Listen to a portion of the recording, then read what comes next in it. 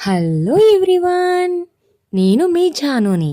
నాదొచ్చేసి అనకాపల్లి. అనకాపల్లి అంటే మనందరికీ గుర్తొచ్చేది ఫేమస్ అయిన బెల్లం.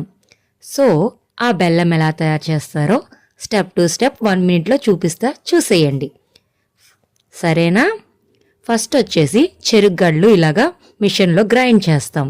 అది ఒక లిక్విడ్లా వస్తుంది. ఆ లిక్విడ్ని ఒక పైప్స్ ద్వారా పంపిస్తారు. దాన్ని బాగా హీట్ చేస్తే ఇలాగా లిక్విడ్ లాగా అనేది కాస్త సాలిడ్గా తయారవుతుంది. అది కొంచెం చిక్కపడ్డాక దాన్ని మొత్తం తీసేసి చల్లారనిచ్చి దాన్ని బెల్లం కింద వేస్తారు. చూసారు కదా, ఈ వీడియో ఎలా ఉంది, మీకు నచ్చిందా? ఆ లిక్విడ్ అనేది వాటర్లో వేసి దాన్ని మనం చెక్ చేసుకుంటాం. అది కొంచెం థిక్గా అవ్వగానే రెడీ అయిపోయినట్టే. Thank you all.